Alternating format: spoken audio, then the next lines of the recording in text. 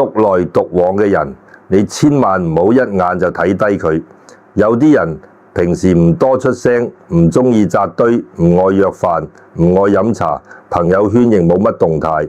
逢年過節，別人一大班人熱熱鬧鬧，佢就寧願一個人喺屋企煮碗麵、泡杯茶，聽下舊歌，慢慢收拾下房間。你以為呢種人係孤僻，係沒人緣，甚至覺得佢性格古怪，唔識做人。但我同你講，獨來獨往嘅人十有八九都唔係你想得咁簡單。有啲人唔合群，唔係因為佢唔懂人情世故，反而係因為佢太懂。懂到最後，佢分得清邊啲熱鬧係真心，邊啲熱鬧只係消耗，邊啲飯局係情分，邊啲飯局只係攀比，邊啲說話聽完可以放喺心上，邊啲說話聽完只會擾亂自己嘅氣。人年輕嗰陣，好多時都會怕孤單，怕沒人叫自己，怕別人覺得自己唔合群，怕親戚朋友話自己孤寒清高唔近人情。所以明明身心已經好攰，別人一叫仲係硬住頭皮去。明明知道嗰個圈子入面淨係是非，仲係陪住笑。明明心入面好唔舒服，仲係講一句算啦，大家都係熟人，唔好計較。但到咗某個年紀，人就會慢慢明白，真正消耗你嘅往往唔係大風大浪，而係日日一點一點偷走你心氣嗰啲人同事。老祖宗講做人有個好深嘅意思，叫識得進退。照易經嘅道理，天地萬物都講時位，唔係永遠向前就好，亦唔係永遠退縮就安全。該行嗰陣你要行，該停嗰陣你要停，該近嗰陣可以近，該遠嗰陣就一定要識得遠。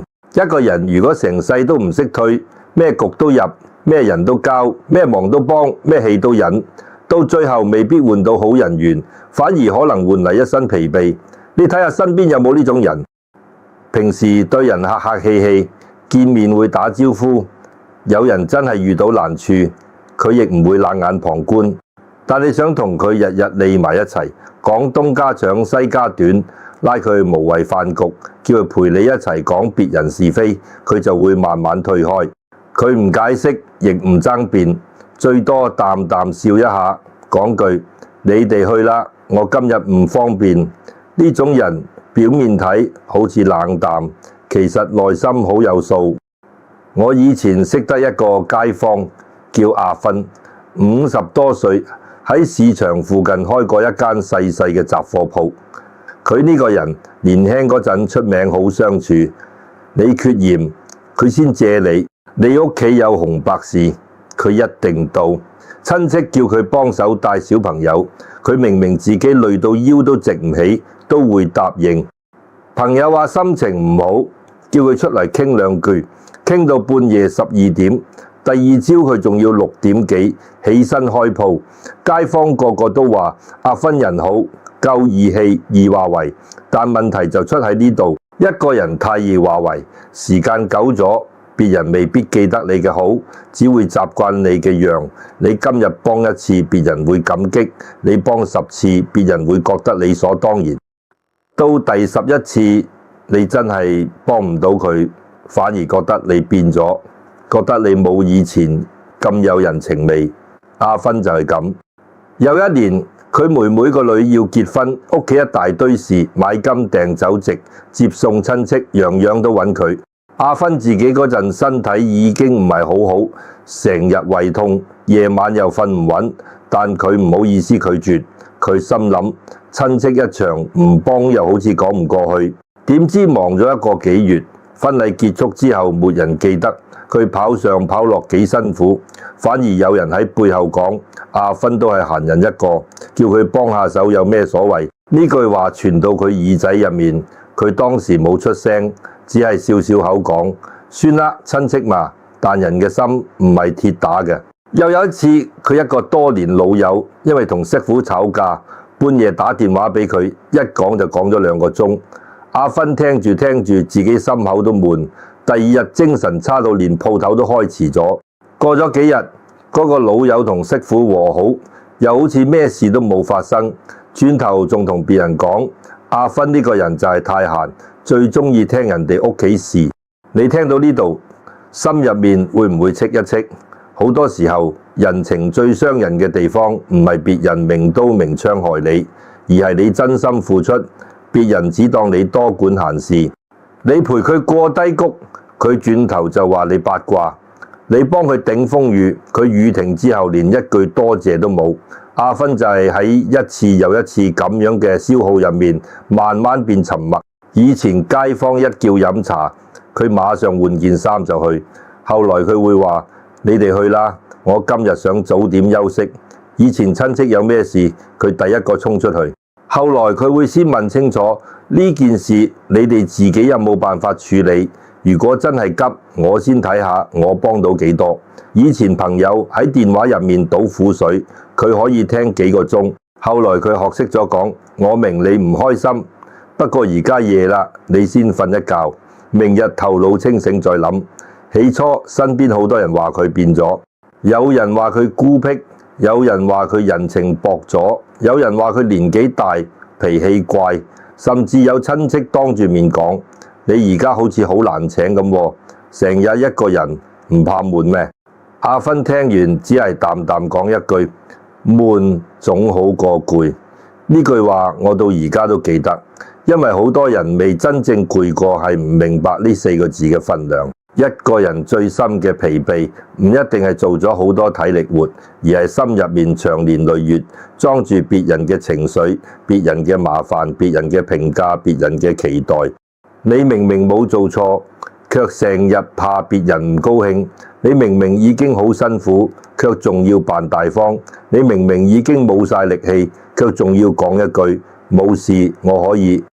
咁樣活，氣會散，神會亂，福亦會流。照中醫講，人有精氣神，精氣神唔係淨係靠食補藥、煲靚湯就補得返。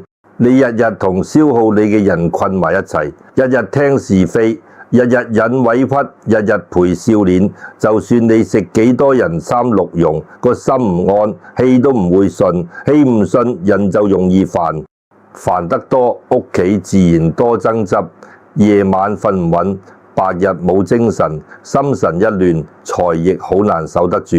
所以我成日講，一個人開始獨來獨往，未必係壞事。有時候佢只係終於學識將自己由一堆爛人爛事入面抽翻出來。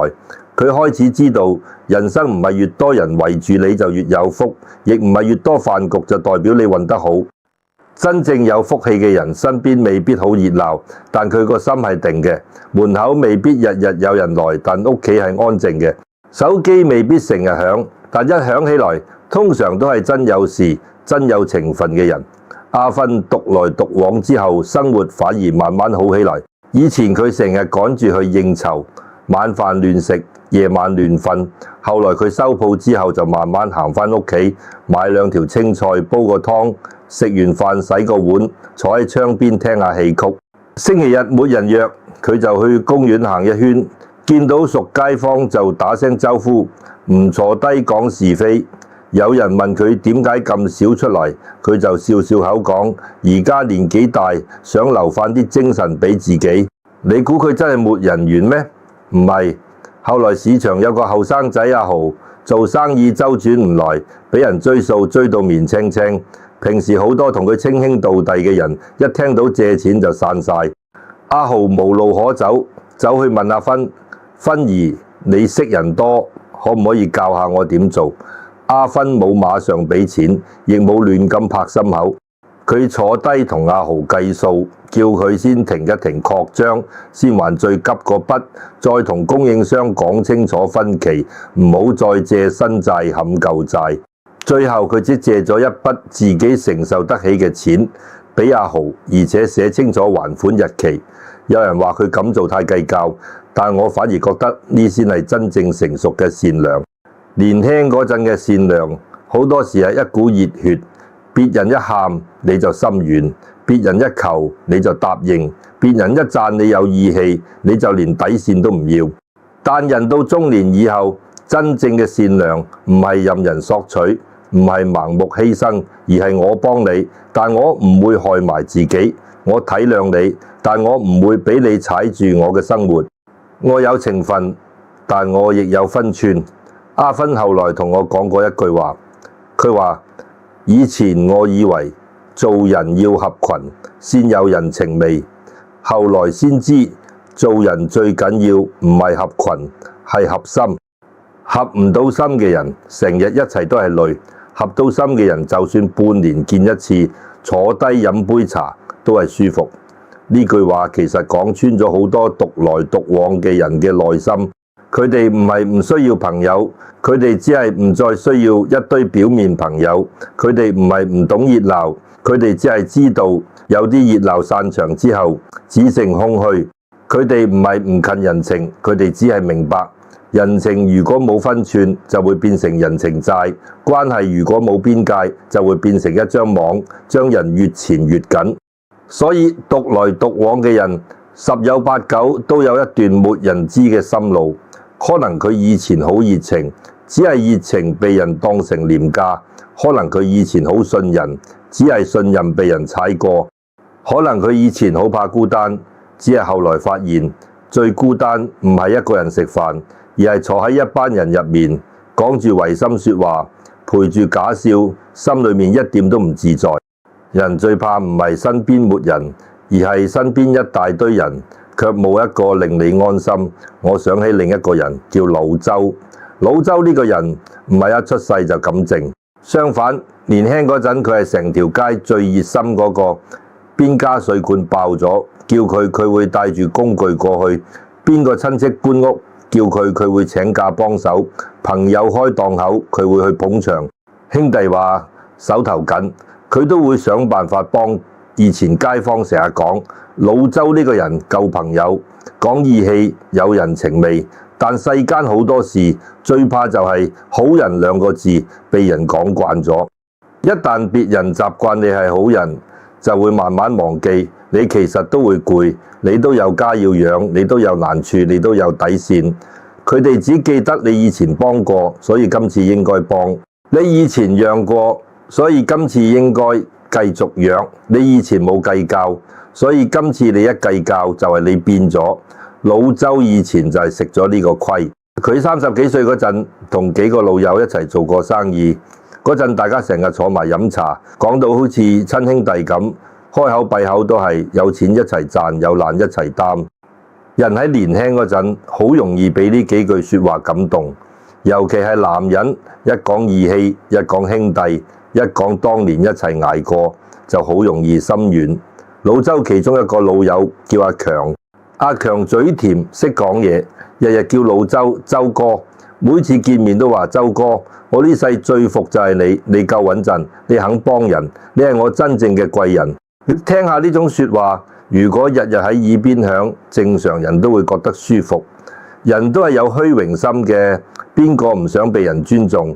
邊個唔想被人當成靠山？後來阿強話要擴大生意，差一筆錢周轉，銀行要人擔保，佢揾到老周，講到眼濕濕咁，周哥，你幫我今次過咗呢關，我一定記你一世。你放心，我唔會害你。我哋咁多年兄弟，邊會有事？老周一開始都有猶豫，因為佢老婆已經提醒過佢，你幫人可以，但擔保唔同借錢。借錢最多蝕一筆，擔保係人哋還唔到，你要頂上身。你唔好淨係顧兄弟，唔顧屋企。但老周聽唔入，佢覺得做人唔可以太計較。朋友難關當前，自己有能力幫一把，如果唔幫，好似太沒人情味。加上阿強喺朋友面前講到咁誠懇，老周又怕拒絕之後大家面子難睇，最後佢簽咗。簽嗰陣，阿強拍住佢膊頭講：周哥，我一定唔會令你失望。但人性最可怕嘅地方就係好多承諾，講出口嗰刻可能真係有感情，可一到真出事，感情就未必頂得住利益。半年之後，阿強生意出問題，資金鏈斷咗，電話開始唔接，人開始揾唔到，銀行一封一封通知寄到老周屋企，老婆見到之後手都震埋。老周先至知自己唔係幫咗朋友一把，而係將自己一家人推咗落坑。嗰段時間，老周成個人好似老咗10年，白日上班，夜晚揾人，週末去阿強鋪頭等來等去，只等到一句佢已經唔喺度做啦。以前一班老友飲茶時，個個拍心口話有難同擔，到真係出事電話打過去，有人話最近唔方便，有人話自己都好緊，有人直接講：周哥，呢件事你自己簽嘅名，法律上都冇辦法，你聽到未？平時稱兄道弟，出事就講法律責任，平時話一齊擔，真到要擔嗰陣就變成你自己嘅選擇。最傷老周嘅唔係錢，錢當然痛，但錢可以慢慢還。真正令佢心寒嘅係佢發現，原來好多關係只係喺你有用嗰陣親近你，你幫到人，大家叫你哥；你出咗事，大家就怕你開口。有一晚，老周返到屋企，見到老婆坐喺飯桌邊，飯菜凍晒，個仔喺房入面做功課，老婆冇罵佢，只係講一句：你成日話朋友重要，兄弟重要，咁而家邊個返嚟陪你還？呢句話好似一支針，直插入老周心口。佢冇出聲，坐喺廳度坐咗好耐，電視開住，但佢一句都聽唔入。窗外面街燈黃黃地，樓下有人食完宵夜返屋企，有人講笑，有人叫車，世界照樣熱鬧。但老周第一次覺得，原來人真正跌落低谷嗰陣，身邊嘅熱鬧同你冇關。嗰晚之後，老周慢慢變咗，佢唔係忽然同所有人反面，亦唔係喺朋友圈大罵阿強，佢冇發長文，冇四處訴苦，冇見人就講自己幾慘。佢只係開始少咗出席飯局，少咗講廢話，少咗主動聯絡嗰啲平時只會攞着數嘅人。有人約佢飲酒，佢話唔啦，屋企有事。有人叫佢投資，佢話我而家唔碰呢啲。有人叫佢幫手介紹資源，佢話你自己先準備好資料，我睇到合適先講。有人喺背後話老周而家好似好清高喎，以前唔係咁嘅。老周聽到亦只係笑一笑，因為佢終於明白，一個人唔再隨叫隨到，別人就會話你清高；一個人唔再任人攞便宜，別人就會話你冷淡；一個人開始守住底線，別人就會話你變咗。其實唔係你變差，只係你唔再俾人隨便用。我有次見到老周係喺一間好舊嘅茶餐廳，佢自己一個人坐喺角落，面前一杯熱奶茶，一碟菠蘿油，手邊放住一本舊書。佢見到我，招手叫我坐低。坐低之後，我問佢而家點啊？好似少咗見你同以前嗰班朋友一齊。佢攪住杯奶茶，慢慢講。以前怕沒人陪，後來先知有啲人陪住你，都係拖住你落水。我冇出聲，等佢繼續講。佢話我唔係唔認朋友，亦唔係以後沒人情味，只不過我而家知道，真正嘅朋友唔會靠日日食飯維持，真正嘅情分唔會靠你不斷犧牲去證明。以前我成日以為別人叫我一聲兄弟，我就要兩肋插刀，後來先明刀插落嚟嗰陣，痛嘅係我，流血嘅係我屋企人。呢番說話唔係怨氣，而係醒悟。一個人經歷過一次真正嘅人情坍塌，就會明白做人唔可以淨係靠熱心。熱心冇錯，但熱心一定要配智慧；善良冇錯，但善良一定要有門檻。講義氣冇錯，但義氣一定唔可以越過家庭責任。易經講君子以慎言語，節飲食，呢句好簡單，但好有分量。慎言語唔係叫你扮深沉，而係唔好咩承諾都亂俾，唔好咩說話都信晒，唔好一時感動就將自己推入麻煩。節飲食唔只係食嘢要有節制，人情來往都要有節制。飯局太多，氣會亂；應酬太密，心會散；關係太雜，禍端就容易入門。老周之後嘅生活越過越簡單，佢每日上班，下班返屋企食飯，星期日陪老婆去買菜，偶爾帶個仔去海邊行下。以前手機成日響，而家安靜好多。以前微信入面幾百個所謂朋友，而家真正會講心事嘅不過兩三個，但佢個精神反而比以前好。你話佢獨來獨往咩？係，佢好多時候都係一個人，一個人食早餐，一個人散步，一個人去銀行處理債務，一個人慢慢還舊賬。但佢嗰種獨處唔係凄涼，而係收拾自己以前嘅糊塗，收拾自己被人消耗過嘅心氣，收拾一個男人應該守住嘅責任。後來有個以前嘅朋友又揾返佢，話有個項目好賺錢，想叫佢入股。若果係以前嘅老周，可能一聽到兄弟一齊賺，心又軟。可今次佢聽完，只問咗幾個問題：合同邊個負責？本金點保障？風險邊個承擔？你自己投幾多？之前債務清咗未？對方答得支支吾吾。最後仲有啲唔高興，話：周哥，你而家點解咁唔信人？老周只回咗一句：唔係唔信人，係我而家信規矩。你睇呢就係一個人真正成熟嘅標誌。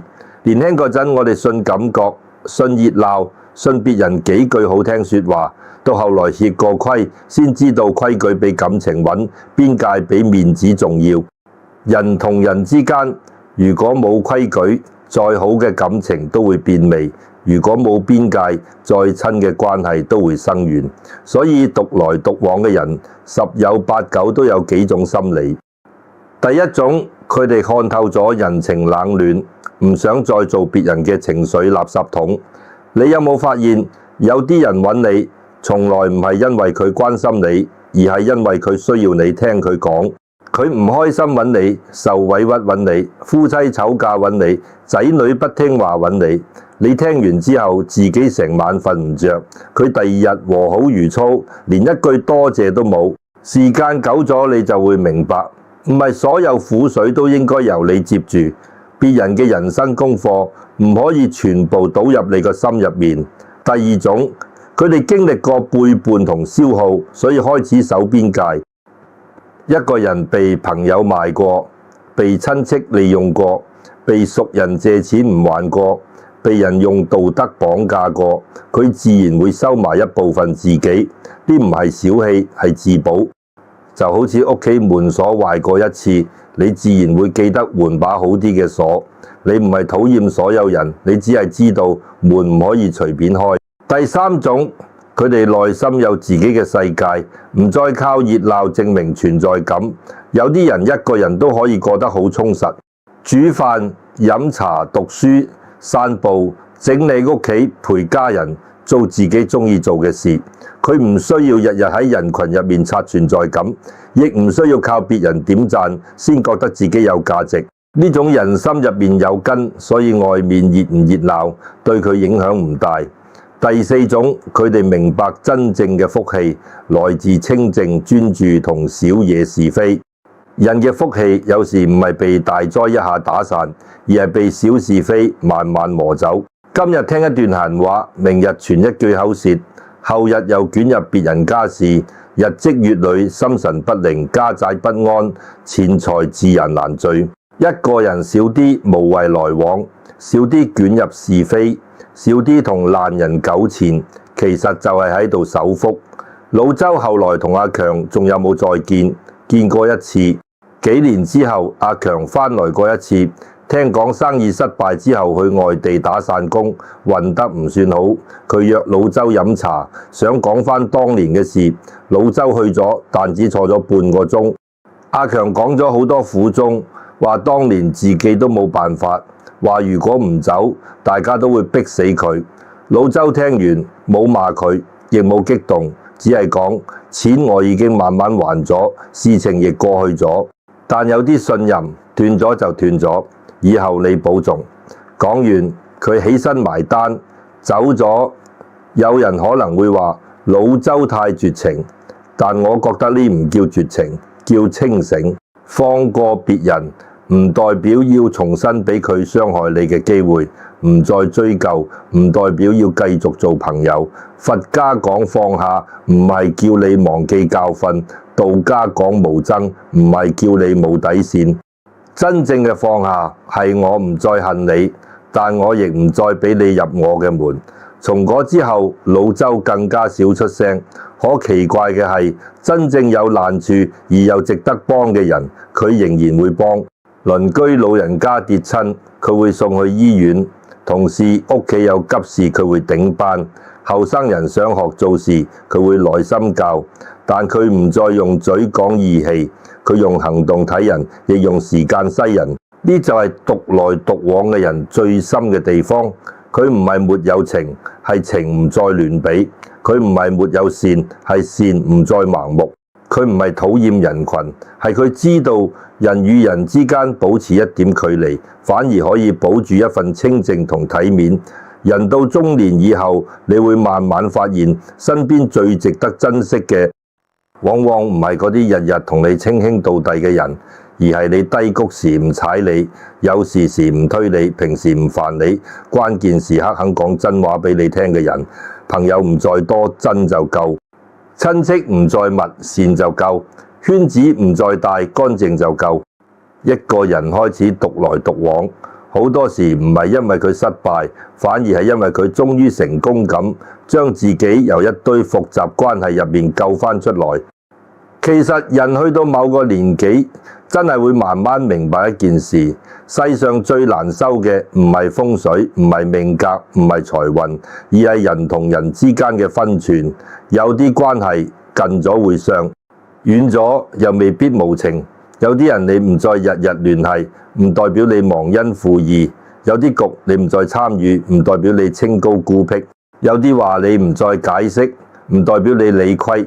只係你終於知道，人生好多消耗根本唔值得你再用心氣去證明自己。所以獨來獨往呢件事，睇表面好似係一個人變靜咗、變冷咗、變得唔合群。其實往深一層睇，佢好多時係一個人開始收心、開始守氣、開始懂得將自己從混亂嘅人情入面抽翻出來。佛家有個意思叫放下執着。但放下唔係叫你變到六親不認，唔係叫你見人有難都唔理，更加唔係叫你冷血無情。真正嘅放下係你唔再執着，別人點睇你唔再執着，每段關係都要有結果，唔再執着自己一定要被所有人認同。你以前幫人，別人唔領情，你難過；你以前真心待人，別人反咬一口，你委屈。你以前好怕別人講你唔合群，所以咩局都去，咩話都忍，咩笑都陪。但到最後你會發現，別人一句閒禍未必會傷你一世，真正傷你嘅係你為了堵住別人把口，日日委屈自己。你將自己活成別人滿意嘅樣，最後別人未必滿意，你自己反而先垮咗。道家講清靜，亦唔係叫人躲入深山，乜都唔理。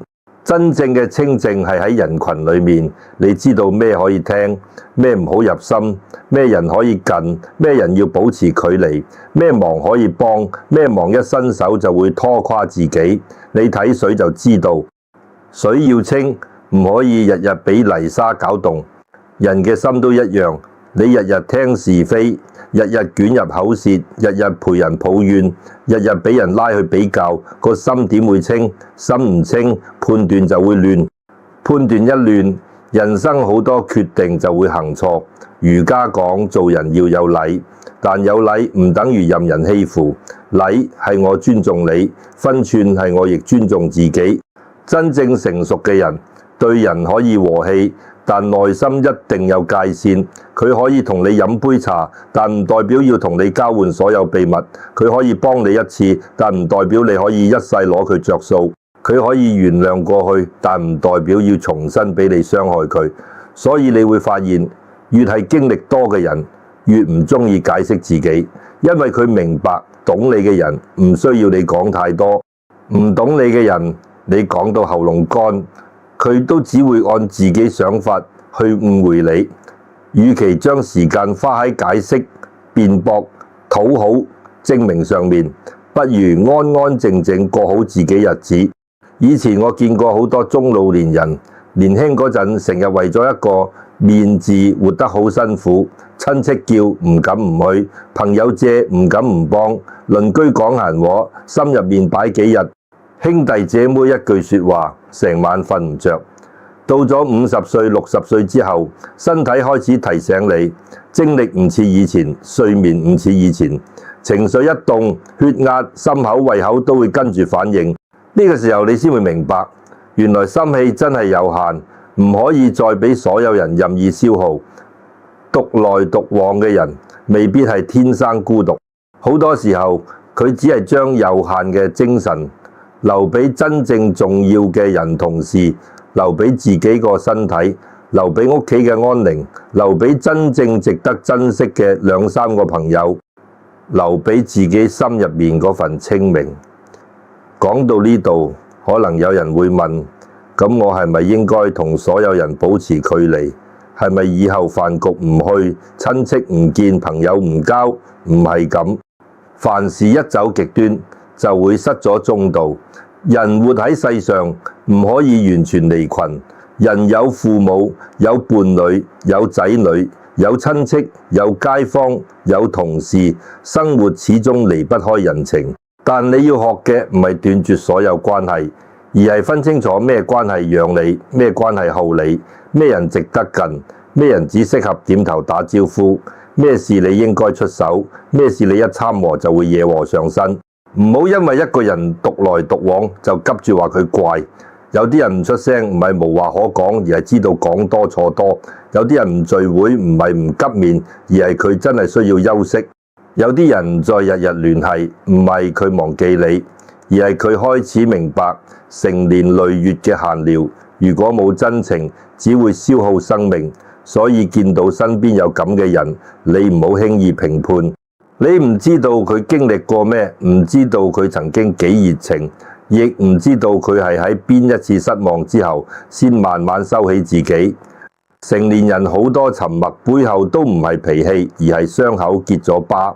亦唔好強行融入唔適合自己嘅圈子。有啲圈子表面好熱鬧，入面全係攀比。今日俾仔女，明日俾樓，後日俾退休金，再過幾日又俾邊個身體好，邊個有福氣。你坐喺入面飲杯茶都飲到心煩，返到屋企又開始比較自己，埋怨伴侶，嫌棄仔女，覺得自己樣樣唔夠別人好。咁樣嘅圈子去一次心亂一次，去得多福氣都俾你俾走晒。人要識得揀環境，環境會養人，亦會傷人。你同正氣嘅人一齊，會想做好自己；你同是非多嘅人一齊，好快就會變得疑神疑鬼。你同簡單嘅人來往，心會鬆；你同複雜嘅人糾纏，連瞓覺都會覺得攰。善良一定要有邊界，呢一點中老年人尤其要記住。好多人成世都輸喺心軟2個字。仔女一句話，你拿養老錢去填；親戚一開口，你明知對方唔靠譜都借；朋友一句，你唔幫我就冇人幫我，你連自己家庭都唔顧。但你要明白，幫人之前先要睇3樣嘢：睇對方係咪真有難，睇對方係咪願意自己承擔，睇你自己係咪承受得起。如果對方只係懶，只係貪，只係習慣靠人，你幫佢唔叫積德，叫縱容。如果你一幫，就會搞到自己屋企亂，搞到伴侶同仔女受牽連，咁呢份善良就已經失咗分寸。真正有智慧嘅善良係幫急唔幫懶，幫難唔幫貪，幫一把唔背一世。你可以有慈悲心，但唔可以冇判斷力。年紀越大越要留白，屋企要留白，唔好堆滿雜物；說話要留白，唔好句句講盡；關係要留白，唔好日日纏住；人生更加要留白，唔好將時間塞滿無謂應酬。你留一點空，先聽到自己心聲。你留一點靜，先知道身體想講咩；你留一點距離，關係反而唔易壞；你留一點餘地，福氣先有地方入來。好多老人家晚年過得舒服，唔係因為佢身邊日日一大班人，而係佢生活簡單，人際乾淨，心裏面冇太多怨，屋企冇太多吵，每日食得落，瞓得穩，有人真心問候，自己亦唔亂參和別人家事。呢種福唔張揚，但最實在。獨處嘅時候唔好淨係發呆，要學識養自己。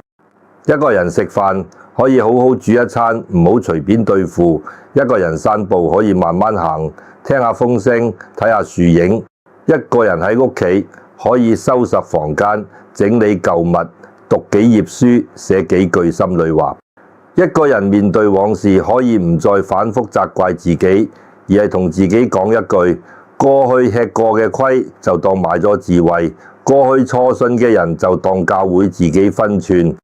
獨來獨往唔應該變成怨氣，真正好嘅獨處係將自己養返穩、養返靜、養返有光。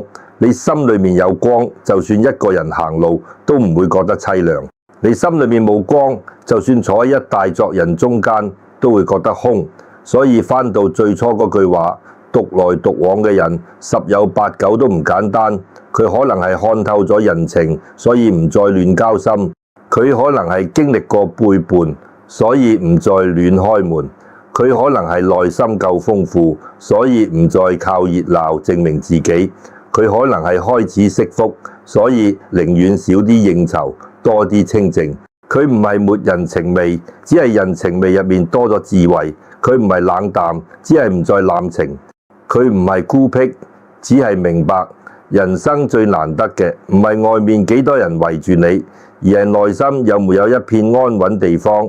人到最後會慢慢回到自己。年輕時向外求，求人脈，求熱鬧，求面子，求別人認可；中年之後向內修，求心安，求家安，求身體安，求小嘢是非。到晚年你就會明白，真正陪你走到最後嘅唔係飯局上嗰啲笑聲，唔係朋友圈入面嗰啲點讚，亦唔係別人嘴上叫你幾聲兄弟姐妹。真正陪你嘅係你自己養出嚟嘅心性，係屋企一盞安穩嘅燈，係你睡前冇愧，醒來冇怨嗰份踏實。